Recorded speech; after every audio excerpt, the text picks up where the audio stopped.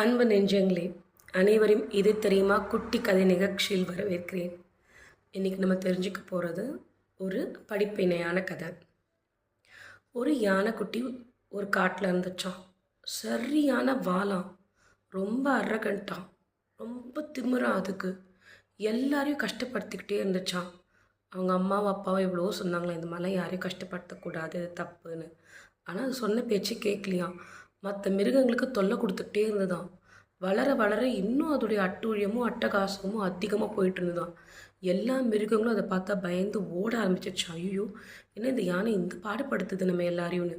ஏதாவது ஒன்று மரத்தை தூக்கி உடச்சி அதுங்க மேலே போடுறது, மிருகங்க மேலே போடுறது, அதுங்க வாழை பிடிச்சி இழுக்கிறது, இல்லை தண்ணியை பிடிச்சி புஷ்ஷுன்னு அதுங்க மேலே அடிக்கிறது. இந்த மாதிரி ஒன்று இல்லை, அவ்வளோ ஒரு செடியை தந்தத்தால் பிடிச்சி அந்த மரத்தில் ஆட்டுன்னு ஆட்டுறது, குரங்குங்களை அப்படியே வாழை பிடிச்சி சொல்கிறது, இந்த மாதிரிலாம் நிறைய பண்ணிகிட்டு இருந்ததாம்.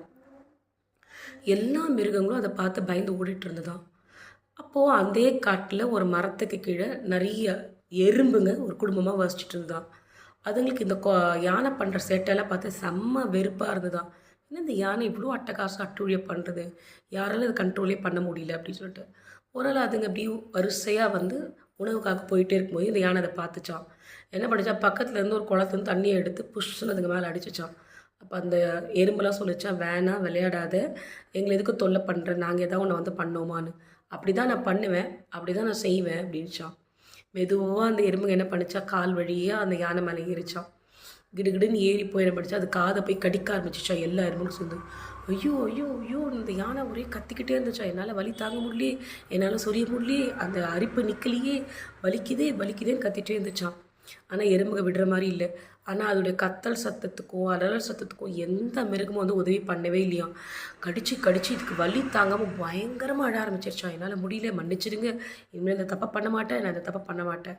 அப்போ எறும்புங்க சொல்லிச்சான், நீ மற்றவங்களை கஷ்டப்படும் போது அவங்களுக்கு இப்படி தானே வலிச்சிருக்கும், அவங்க இப்படி தானே அழுதுருப்பாங்க, அவங்களுக்கு இது மாதிரி தானே பெயின்ஃபுல்லாக இருந்திருக்கும் அப்படின்னு சொல்லிச்சான். ஆக மொத்தத்தில் நம்ம வாழ்க்கையில் நம்ம வந்து மற்றவங்களை கஷ்டப்படுத்தும் பொழுது அவங்களுக்கு எவ்வளோ வலி வேதனை இருக்குன்றதை நாம் புரிஞ்சுக்கிட்டோம் அப்படின்னாக்கா திரும்ப நம்ம அதை தப்பை செய்யவே மாட்டோம். அதனால் மற்றவங்களை கஷ்டப்படுத்தும் போது நிறுத்தணும். அப்புறம் அந்த எறும்புங்க யானையை விட்டுட்டு கீழே இறங்கி போயிடுச்சான்.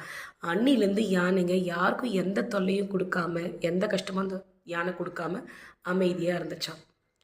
அதனால் நண்பர்களே, யாருக்கும் நம்ம எந்த தொல்லையும் கொடுக்காம இருப்போம், கஷ்டப்படுத்தாமல் இருப்போம். ஏன்னா அந்த கஷ்டம் திரும்ப பூம்ராங் மாதிரி நமக்கே தான் வரும். நன்றி, வணக்கம்.